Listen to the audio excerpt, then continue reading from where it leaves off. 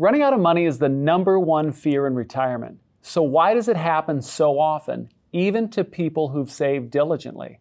On today's episode of Right on the Money, we're going to uncover the financial pitfalls and planning mistakes that quietly drain retirement security.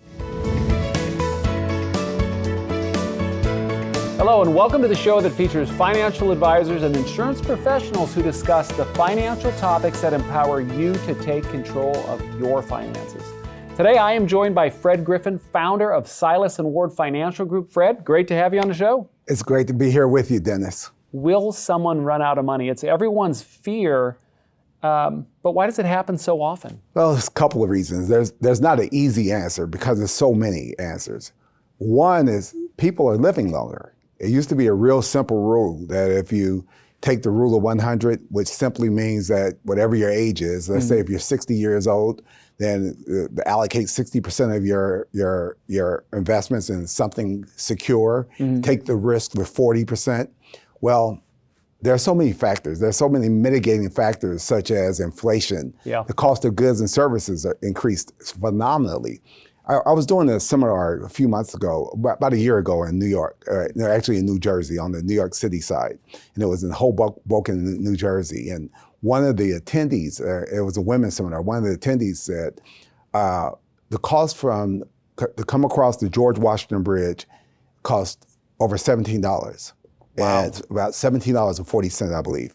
And when I lived in that area in the early 80s, and or traveled back and forth from the early 80s, and it was $1. Then I remember when it increased to $2. Now it's over $17. That's over a 1,700% inflation of goods and services. So the cost of goods and services increased significantly. The cost of healthcare. There's a lot of reasons why people run out of money. When it comes to retirement savings, where are people looking? Most of my parents in the 50s, 60s, even the 70s, they had a pension, you know, unless they were an entrepreneur like my father, he didn't have a pension. But most of the guys' parents in my neighborhoods, they had pensions. And now less than 18% of the companies have a pension. And so to be able to rely on a pension, that you're in trouble already, because if your company doesn't have a pension, that's money that's taken away from your retirement. The federal government, they have three sources of income. A lot of my clients in the DC area and throughout the country, they have what is called the three-legged stool. It's the federal pension, it's Social Security, and their TSP, which is likened to the 401k. So there's three different sources of incomes they can count on there, whereas most people only have their 401k, and they need to be really responsible and disciplined and contribute to that sufficiently, because if not, once you retire and it's time to retire, you're only looking at two different sources: your retirement 401k or 403b or 457, and your Social Security. And if one of them is lacking, you're in trouble. Now, we opened the show with this segment in particular with, will you run out of money? How does somebody know when they have enough? Again, it's all strategy. It's all strategy and planning. And that's what we do, retirement planning.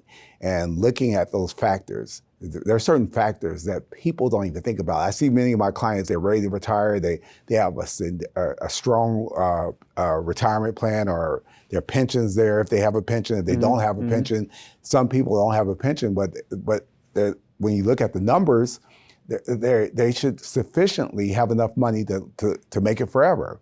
Well, it depends on when forever is. If you live past 100, you may be in trouble, because what you're planning on may be to age 90 or 95. And even within that, there's other factors like the unknown cost of healthcare. Statistically, 70% of the people who are 65 and older will need some additional long-term care expense or medical expense, and they're going to pay. Right now, the number is over $315,000 out of their pocket. That's out of their pocket. And if that happens to any individual, $315,000, if you plan correctly and tightly, and you live a little bit longer, God knows if inflation, cost of inflation increases, you could be in trouble. Of these three, what do you think is maybe the biggest one where people make the most error or misconception? Inflation, taxes, or healthcare cost? I would have to say healthcare costs. You look at inflation rate over the last 20 years, it's increased about 18 to 20%, but the cost of healthcare costs in that same time frame has increased over 70%. So it's kind of hard to keep a number in control and plan for something that's increasing that drastically. We're going to take a break from this segment here. We're going to jump to our next segment, but I want you to know, one, you can always watch full episodes on our YouTube channel or at rightonthemoneyshow.com. Do us a favor. I'm going to ask you for a favor. Squeeze that like button, click subscribe. That way you do not miss a single show. When we come back with Fred, we are going to talk about taxes. We're going to talk about Social Security. And then we're also going to talk about a big thing, transitioning into retirement. We'll see you on the other side of the break.